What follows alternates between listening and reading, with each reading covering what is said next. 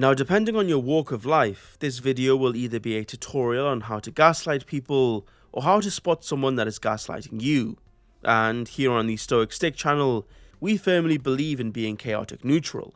So go ahead and use it whichever way you'd like. It's not like I can stop you anyway.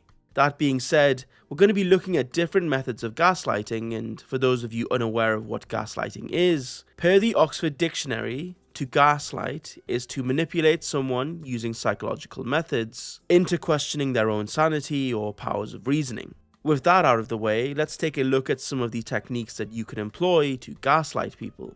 There are 5 techniques that are commonly used, but I've also got a bonus one that someone tried to use on me, which I thought would be fun to include at the end. But with that out of the way, on to technique number 1, memory wipe. This technique involves making the target question their memory of events. You want to use this technique when they bring up flaws in your argument, or give you examples of when you did something in the past that contradicts what you're saying now. For example, you could be arguing with a work colleague and they could say, have you finished the PowerPoint that we needed for the end of quarter pitch? Now, here comes the technique. I'm pretty sure that it was assigned to you. In fact, thanks for reminding me to ask you about it. So, when do you think you can get it back to us? Because the boss really stressed that it was important for the meeting, and if I have to tell him that you haven't finished it, he could get pretty angry about it. You see, the part that really sells it is the added context, as well as the implied threat. Now your colleague will definitely be second guessing themselves, and in some cases will actually just go and finish the work that needs to be done, thinking that it may have actually been assigned to him. Now, for those of you watching who want to avoid being gaslit, the best way to counter this technique would be to always wear a wire at all times, and make sure to record anything and everything that anyone says to you. This way you can be sure that you'll always have the correct version of events. Now, technique number 2 is alternative truths. This technique involves directly refuting the target's position and inventing a new one that is more sympathetic to your own position. Say, for example, that your colleague was wearing a wire and recorded your conversation. Oh really, Stu? You weren't assigned the PowerPoint task? Well, could you clarify what you meant when you said this last week? I'm over here stroking my dick. I got lotion on my Oh wait, not that one. I meant to play this one. Hey man, it's Stu. I just got back from a meeting with the big man. He says he wants me to do some stupid PowerPoint or something for the shareholders. And, are you wearing a wire? No, I just have weird chest insertions. Okay, that's a little weird, but yeah, I gotta do this shitty PowerPoint, but I'll probably just leave it for later. Now, it might seem like you're pretty much screwed at this point, but now is a perfect time to employ technique number 2. Yeah, I'm pretty sure that's not me. It doesn't even sound like me to start with. In fact, I don't even work here. I just come here because I get bored sometimes. Didn't you get paid the highest bonus last year? Yes, I did, but that's besides the point. Anyway, I'm off to go be unemployed somewhere else. Good luck finding someone to do the PowerPoint. Now you have effectively gaslit your colleague, and with no one else to do the job, he will do the work that you were supposed to do. And if he does a good job, you can quickly claim credit and probably get an even bigger bonus next year. And just like that, using a double gaslight combo, you have effectively shirked responsibilities and gaslit your colleague. The next gaslighting technique is technique number 3, spontaneous diagnosis. As the name implies, you want to discredit the target's position by accusing them of being mentally ill or not fully sound of mind. By doing this, it puts into question their own conclusions, and if done well enough, can make it so that they actually believe that they're going through an episode. Word of advice though, this technique does much better when it's paired with subtlety. For example, did you pay the rent last month? Because there's a bunch of letters in the mail about overdue payments and, weirdly, also a bunch of leaflets about the casino in town. Yes, obviously. Clearly the mailman just posted those through the wrong door? Did you even check to see that they have our address on the letters? Yeah, I didn't think so. I think all of this stress lately has been getting to you. I'm kind of worried that it's making you sick. Are you sure that you're all there? I think I am. Because it's not the first time. Now, this is the part where you can freestyle, but if you have a relevant event that ties in, it does add bonus points to the gaslighting. We're just going to make up a fake random bit, but because they're already questioning themselves, they may not even notice what you're about to say is completely untrue. Like, remember last week when you tripped and hit your head? Maybe we need to go and get that checked out. I don't remember that. It's worse than I thought. I'll book an appointment with the doctor for later today. And just like that, you've convinced your wife that she's crazy because she almost found out you spent last month's rent gambling. Now, if you just go out there and accuse them of being crazy, that's likely to not work. You need to massage the idea into the conversation smoothly and almost convince them that they have been the one who have been having these thoughts.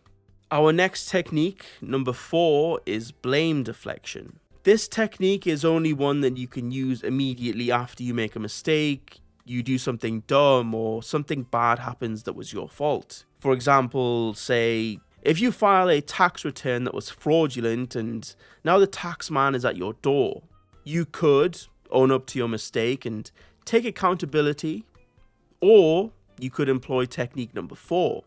I think there's someone waiting for you at the door. He looks pretty angry and is holding what seems to be a weapon. Yeah, that's the tax man, and he's come to collect my soul. Or my anus. Whichever he can get his grubby little hands on first. But why didn't you just pay your taxes? Oh, what? So now it's all my fault? I probably could pay my taxes if I didn't have to break the bank every month, paying for the light bill and for the food. Maybe, if you started pulling your weight and photosynthesized every now and then, maybe we wouldn't have to be spending all this money on food, and then maybe we wouldn't have the tax man at the door. So what now? It's all my fault then, is it? Okay, so in this instance, they have seen through the ruse of you trying to gaslight them by hitting you with that last line. But all you have to do is flip the script and, hey presto, they've fallen for it again.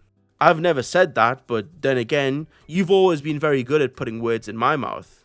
Maybe if you actually made an effort, then we wouldn't even be in this situation in the first place. Okay, but you know that I'm trying. Can you at least admit to that? Yes, I know you are, and that's why we'll get through this together. Whatever happens, I'll always be here to clean up your messes. And just like that, you've gaslit your significant other. I'm gonna be honest, this one is a little unethical, but then again, it was you who clicked on a video on how to gaslight people, so don't you try and gaslight me into thinking that it's somehow my fault that you're learning all these techniques, when really, it's all your fault. Technique number 5 that you can use to try and gaslight people is subject substitution. With this technique, you're going to want to try and gaslight your target by constantly changing the subject so that the target cannot meaningfully call you out or get you to answer their questions. Here's a common example that everyone has gone through at one point or another. Why is there a dead body in the freezer in the basement? The light doesn't even work in the basement, so how did you even manage to find your way around? I used the flashlight, but you still haven't answered my question. Why would I put a body in a freezer? A freezer can't even hold a full body, plus our freezer can't even get cold enough to safely store bodies. Which is why I was thinking maybe we should look into getting a new one. I saw some that were on sale at Costco and I was thinking maybe we could go and get some other stuff too. I mean, I'm just saying, you watch all these documentaries about serial killers and murderers, and all of a sudden, I'm the bad guy because I have one singular body in my freezer. You'd think after listening to that shit all the time, you'd be a little more desensitized to just a little bit of human remains. Honestly, I think you should cut back on watching some of that stuff because it's really not good for your psyche. I mean, I read somewhere online that it has something to do with a coping mechanism or unresolved internal grief. So if this whole body in the freezer thing is a cry for help, then I'm here if you need me. Yeah, I'll be honest, this attempt at gaslighting probably isn't the most effective. I mean, to be fair, it's pretty hard to try and explain away a dead body in the freezer, but maybe if you used a combination of this technique as well as technique number 1, memory wipe, you might just be able to get away with it by making them forget eventually. Either that or you go to prison.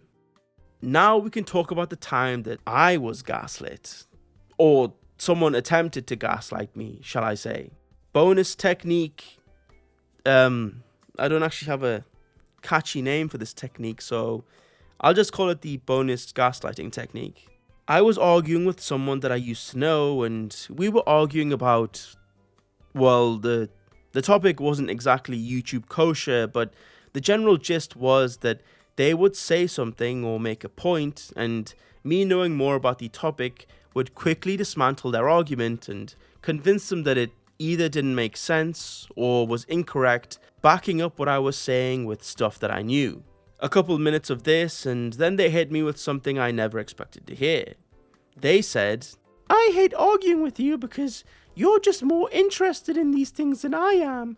If I knew as much about it as you did, then it'd be easier for me to win the arguments. That's why it's not fair." I'll be honest, I was taken aback. I looked at them for about half a second with complete bewilderment, before I said, "Well, that's not really a good argument as to why I'm wrong about this." They didn't reply, but it looked as if they were about to cry, so I said, "Yeah, it doesn't really matter though." But it did, because I thought about it later and I realized that it meant two things. One, they automatically assumed that I was wrong. It's just that they didn't know enough to be able to deconstruct what I was saying. And two, because I was more knowledgeable of the topic, that meant that I consciously chose to omit the information that would lead to them being right. So not only were they being consciously ignorant, but they subtly implied that I was acting maliciously. Anyway, this technique probably won't work if you're going to try and use it to gaslight people, but you're free to try this one out and let me know how it goes for you in the comments below. Anyway, that's all we have for gaslighting techniques. If you're going to try these, make sure that you don't tell anyone that you learned them from me. But other than that, thanks for watching. Hope to see you in the next one. Bye.